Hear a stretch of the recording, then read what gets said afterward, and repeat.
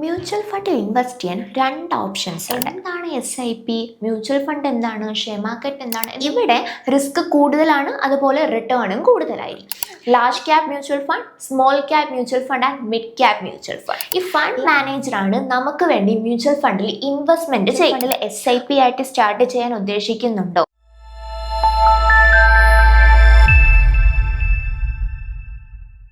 Mutual ഫണ്ടിൽ നമുക്ക് രണ്ട് രീതിയിൽ ഇൻവെസ്റ്റ് ചെയ്യാൻ സാധിക്കും, ലംസമായിട്ടും SIP ആയിട്ടും. സോ എന്താണ് SIP? മേ ബി അവിടെ ഇവിടെയൊക്കെ കേട്ടുകൊണ്ട് മാത്രം SIP എന്നുള്ളൊരു ഇൻവെസ്റ്റ്മെൻറ്റ് പ്ലാൻ ഓപ്റ്റ് ചെയ്ത ഒരുപാട് വ്യക്തികളുണ്ട്. Especially the one who just started investing, beginners എന്നൊക്കെ വേണമെങ്കിൽ പറയാം. ഇൻവെസ്റ്റ്മെൻറ്റ് എന്നുള്ളൊരു കാര്യത്തിലേക്ക് ജസ്റ്റ് സ്റ്റെപ്പിൻ ചെയ്ത ഒരുപാട് വ്യക്തികളുണ്ട്.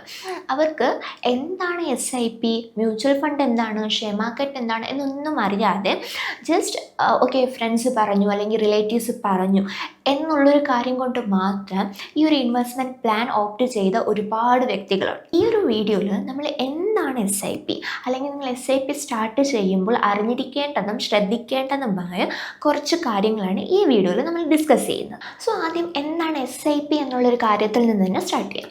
അപ്പോൾ SIP എന്ന് പറയുന്നത് സിസ്റ്റമാറ്റിക് ഇൻവെസ്റ്റ്മെൻറ്റ് പ്ലാൻ. ഞാൻ ആദ്യം പറഞ്ഞതുപോലെ നമുക്ക് മ്യൂച്വൽ ഫണ്ടിൽ ലംസമായിട്ടും SIP ആയിട്ടും ഇൻവെസ്റ്റ് ചെയ്യാം. ലംസം ഇൻ ദ സെൻസ് നിങ്ങളുടെ കയ്യിൽ ഒരു സം ഓഫ് മണി ഉണ്ട്, അല്ലെങ്കിൽ ഒരു ബൾക്ക് എമൗണ്ട് ഉണ്ട് ഇൻവെസ്റ്റ് ചെയ്യാൻ. അങ്ങനെയാണെങ്കിൽ നിങ്ങൾ ചൂസ് ചെയ്ത മ്യൂച്വൽ ഫണ്ടിലേക്ക് നിങ്ങൾക്ക് ലംസമായിട്ട് ആ എമൗണ്ട് ഇൻവെസ്റ്റ് ചെയ്യാം. ഇനി നിങ്ങളുടെ കയ്യിൽ അത്രയും എമൗണ്ട് ഒരുമിച്ചെടുക്കാനില്ല, but you just need to invest. അങ്ങനെയാണെങ്കിൽ ചൂസ് ചെയ്യാൻ സാധിക്കുന്ന ഒരു ഇൻവെസ്റ്റ്മെൻറ്റ് പ്ലാൻ ആണ് SIP എന്ന് പറയുന്നത്. സോ SIPയിൽ മന്ത്ലി ഒരു പ്രീ ഡിറ്റർമൈൻഡ് എമൗണ്ട് നിങ്ങളുടെ അക്കൗണ്ടിൽ നിന്ന് ഡെബിറ്റ് ആവും നിങ്ങൾ ചൂസ് ചെയ്ത മ്യൂച്വൽ ഫണ്ടിലേക്ക്. ഇതാണ് SIP എന്ന് സിംപ്ലി പറയുക, systematic investment plan.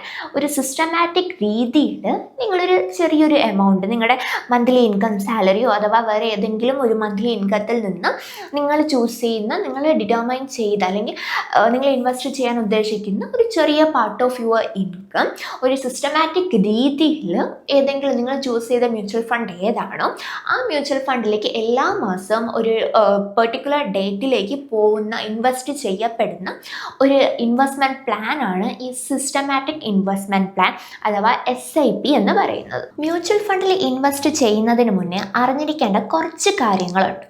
Mutual fund പ്രധാനമായും equity mutual fund, debt mutual fund and hybrid mutual fund എന്ന രീതിയിലാണ്. ഇക്വിറ്റി മ്യൂച്വൽ ഫണ്ടിലേക്കാണ് നിങ്ങൾ ഇൻവെസ്റ്റ് ചെയ്യുന്നതെങ്കിൽ നിങ്ങളുടെ എമൗണ്ട് സ്റ്റോക്കിലേക്കായിരിക്കും ഇൻവെസ്റ്റ് ചെയ്യപ്പെടുന്നത്.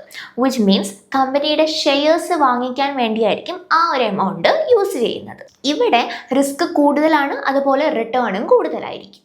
ഇനി ഡെറ്റ് മ്യൂച്വൽ ഫണ്ട് നോക്കുകയാണെങ്കിൽ ഗവൺമെൻറ് ബോണ്ട്, ഡിബഞ്ചേഴ്സ് ഇങ്ങനെയുള്ള സെക്യൂരിറ്റീസിലേക്കായിരിക്കും എമൗണ്ട് ഇൻവെസ്റ്റ് ചെയ്യുന്നത്. ഇത് സേഫാണ്, പക്ഷേ റിട്ടേൺ കുറവായിരിക്കും. ഇനി ഹൈബ്രിഡ് മ്യൂച്വൽ ഫണ്ട് നോക്കുകയാണെങ്കിൽ ഇക്വിറ്റി മ്യൂച്വൽ ഫണ്ടും ഡെറ്റ് മ്യൂച്വൽ ഫണ്ടും കമ്പൈൻ ചെയ്തിട്ടുള്ള ഒരു ടൈപ്പ് ഓഫ് മ്യൂച്വൽ ഫണ്ടാണ് ഈ ഹൈബ്രിഡ് മ്യൂച്വൽ ഫണ്ട് എന്ന് പറയുന്നത്. ഇനി ഏത് മ്യൂച്വൽ ഫണ്ട് ചൂസ് ചെയ്യണം, it completely depends to you. നിങ്ങളുടെ ഫിനാൻഷ്യൽ ഗോൾ, നിങ്ങൾ ഇൻവെസ്റ്റ് ചെയ്യാൻ ഉദ്ദേശിക്കുന്ന എമൗണ്ട്, ഡ്യൂറേഷൻ ഇതെല്ലാം കൺസിഡർ ചെയ്തുകൊണ്ട് എടുക്കേണ്ട ഡിസിഷൻ ആയിരിക്കണം അത്. ഇനി ഒരു ലോങ് ടേം ഇൻവെസ്റ്റ്മെൻ്റ് ആണെങ്കിൽ ഇക്വിറ്റി മ്യൂച്വൽ ഫണ്ട് ആയിരിക്കും ബെറ്റർ ഓപ്ഷൻ എന്ന് പറയുന്നത്. ബിക്കോസ് ഒരു മോർ ദാൻ 5 to 7 ഇയേഴ്സിൽ നിങ്ങൾക്ക് ഇക്വിറ്റി മ്യൂച്വൽ ഫണ്ടിലേക്ക് ഇൻവെസ്റ്റ് ചെയ്യുന്നുണ്ടെങ്കിൽ നല്ലൊരു റിട്ടേൺ തന്നെ എക്സ്പെക്ട് ചെയ്യാം.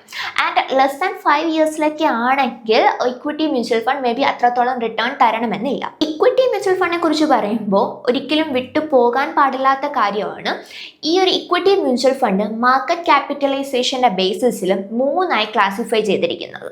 Large cap mutual fund, small cap mutual fund and mid cap mutual fund. Large ക്യാപ്പിലാണെങ്കിലും ഒരുപാട് എസ്റ്റാബ്ലിഷ്ഡ് ആയ നല്ല കമ്പനീസ്, ഒരു നല്ല ഗ്രോത്ത് അല്ലെങ്കിൽ ഒരു വെൽ എസ്റ്റാബ്ലിഷ്ഡ് ആയിട്ടുള്ള കമ്പനീസ് ആയിരിക്കും നമുക്ക് ലാർജ് ക്യാപ് മ്യൂച്വൽ ഫണ്ടിൽ കാണാൻ സാധിക്കുന്നത്.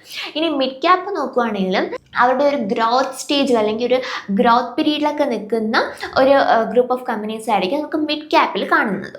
ഇവിടെ ഈ ഒരു മിഡ് ക്യാപ്പിലുള്ള കമ്പനീസ് എന്ന് പറയുന്നത് ഒരുപാട് എസ്റ്റാബ്ലിഷ്ഡും അല്ല, പക്ഷെ അവരൊരു സ്റ്റാർട്ടിങ് സ്റ്റേജിലും അല്ല. ഇനി സ്മോൾ ക്യാപ്പ് നോക്കുകയാണെങ്കിലും ജസ്റ്റ് ഒരു എമർജിങ് സ്റ്റേജിലാണ്, ജസ്റ്റ് സ്റ്റാർട്ട് ചെയ്തിട്ടേ ഉണ്ടായിരിക്കത്തുള്ളൂ അവരുടെ ഒരു ബിസിനസ് എന്ന് പറയുന്നത്. അപ്പോൾ ഇതാണ് മാർക്കറ്റ് ക്യാപിറ്റലൈസേഷൻ്റെ ബേസിസിൽ ഇക്വിറ്റി മ്യൂച്വൽ ഫണ്ടിനെ ക്ലാസിഫൈ ചെയ്തിരിക്കുന്ന രീതി. സോ നിങ്ങൾക്ക് ഒരുപാട് റിസ്ക് എടുക്കാൻ താല്പര്യമില്ല എങ്കിൽ നിങ്ങൾക്ക് ലാർജ് ക്യാപ് മ്യൂച്വൽ ഫണ്ടിലേക്ക് പോവാം.